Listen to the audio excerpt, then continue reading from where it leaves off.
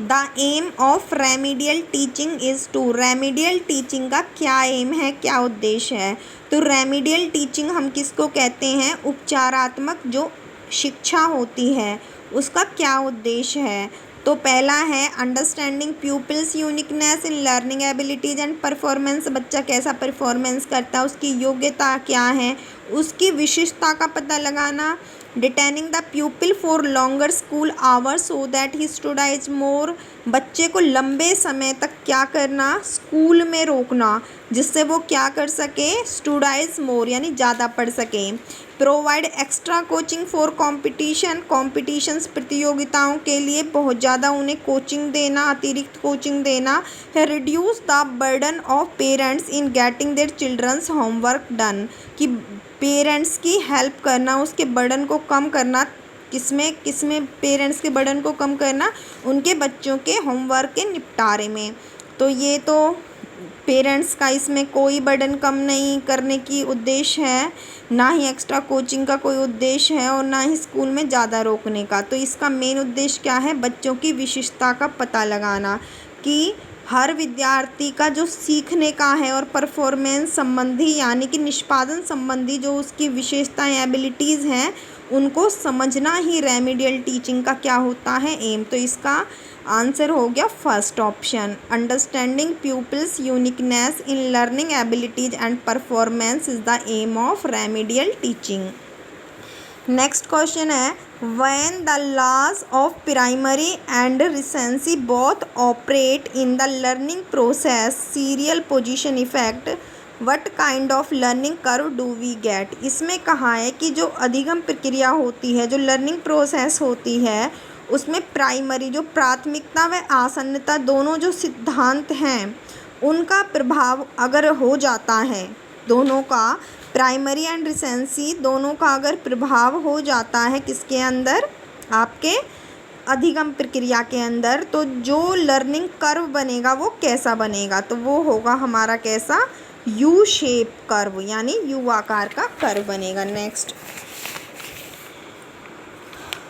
The average IQ of a student ranges between, जो average औसत बच्चा होता है उसकी आयु किसके बीच में होती है, तो हमें पता है जो एवरेज बच्चा होता है उसकी IQ किसके बीच में होती है, 90 to 110 यानी 90 से 110 के बीच में।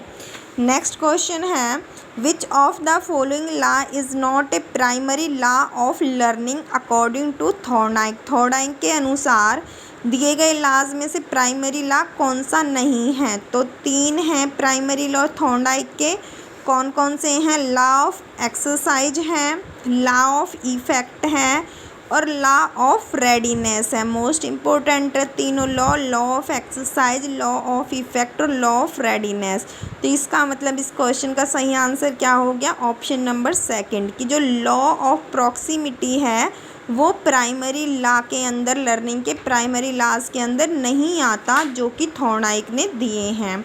तो option number second is the right answer. Next question है, values that are learned from our family and society influence our behaviour as, जो नैतिक मूल्य, जो मूल्य हमें हमारे परिवार से, हमारे समाज से मिलते हैं, वो हमारे व्यवहार को किस तरीके से इन्फ्लुएंस, किस तरीके से प्रभावित करते हैं। इंटरनल मोटिवेटिंग फैक्टर्स, आंतरिक कारकों के रूप में, एक्सटर्नल मोटिवेटिंग फैक्टर्स, बाह्य अभिप्रेरणा कारकों के रूप में, मेंटल मोटिवेटिंग फैक्टर्स, मानसिक अभिप्रेरणा कारकों के रूप में, या फिजिकल मोटिवेटिंग फैक्टर्स की जो शारीरिक या भौतिक अभिप्रेरक हैं उनके कारकों के रूप में। तो जो हमें मूल्य मिलते हैं हमारे समाज से, हमारे परिवार से, वो हमें आंतरिक रूप से मोटिवेट करते हैं, हमें अंदर से मोटिवेट करते हैं। तो इसका आंसर हो गया first, internal motivating factors. Next question number 14, which of the following is the lowest level of measurement, इसमें से मेजरमेंट का लोएस्ट लेवल कौन सा होता है। तो हमें पता है मेजरमेंट का सीधा क्वेश्चन है, मेजरमेंट का जो लोएस्ट लेवल होता है उसको हम नॉमिनल स्केल कहते हैं, यानी नामिक पैमाना। तो इसका तो सीधा आंसर है option number third, nominal scale is the lowest level of measurement. Next है, question number 15, images frozen in memories and tied to particular places, dates and times are known as। जो images हमारी memories में क्या होती हैं, जम जाती हैं, to particular places, dates and times, किसके बारे में जो होती हैं, किसी विशेष स्थान के बारे में, किसी विशेष दिनांक के बारे में या समय के बारे में, उनको हम कैसी मेमोरीज़ कहते हैं, तो उनको हम क्या कहते हैं, उनको हम कहते हैं फ्लैश बल्ब मेमोरीज। क्या कहते हैं, फ्लैश बल्ब। तो यहाँ से फ्लैश बल्ब मेमोरीज कौन सी होती हैं, जो मेमोरीज क्या होती हैं, फ्रोजन हो जाती हैं यानी जम जाती हैं समय, स्थान और किसके साथ, दिनांकों के साथ हमारे अंदर, ठीक है, हमारे माइंड के अंदर जो छप जाती हैं। नेक्स्ट है Hermann Ebbinghaus is a well known name in the field of. जो हरमन एबिंगहस हैं वो किस क्षेत्र में एक जाना माना नाम है, तो हरमन एबिंगहस के बारे में हम पढ़ेंगे।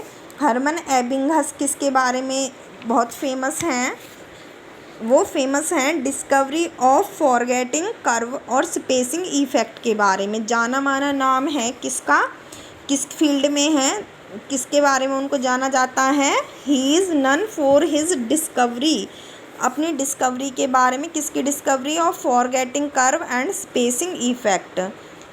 वो पहले ऐसे पर्सन थे जिन्होंने लर्निंग कर्व को डिस्क्राइब किया था। कौन थे, हरमन एबिंगहस। कौन थे, फर्स्ट पर्सन थे जिन्होंने लर्निंग कर्व को क्या किया था, डिस्क्राइब किया था। लर्निंग कर्व को डिस्क्राइब करने वाले पहले व्यक्ति कौन थे, हरमन एबिंगहस थे। और साइंटिफिक स्टडी ऑफ मेमोरी भी उन्होंने की थी, मेमोरी की साइंटिफिक स्टडी उन्होंने की थी। अब बात आती है इन ऑप्शंस की कि किस फील्ड में उनका जाना माना नाम है, वर्बल लर्निंग में, पर्सनैलिटी में, इंटेलिजेंस में या परसेप्शन प्रत्यक्षीकरण में। तो इसका सही आंसर है वर्बल लर्निंग में।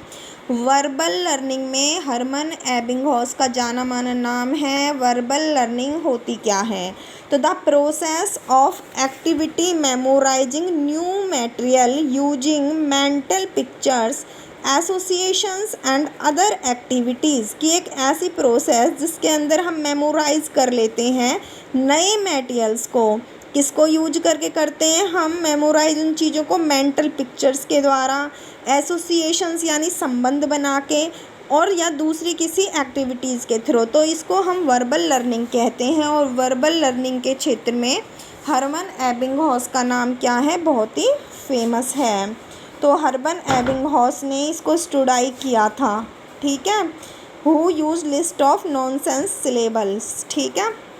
नेक्स्ट है question, the aim of curriculum flexibility is to. जो करिकुलम फ्लेक्सिबिलिटी है उसका उद्देश्य क्या है, improve pupil school experience and his achievements, ताकि जो बच्चे हैं उनका स्कूल एक्सपीरियंस और जो उनकी अचीवमेंट यानी उपलब्धियां हैं और जो अनुभव है उसमें सुधार हो सके। सेकंड है give more free time to, अरे टीचर्स को फ्री टाइम मिल सके, नहीं। Give free period to the pupil, बच्चों को फ्री पीरियड मिल सके, नहीं। Give the pupil an opportunity to attend और miss the class as he wishes, अपनी इच्छा से वो क्लास को अटेंड कर सके, मिस कर सके, नहीं।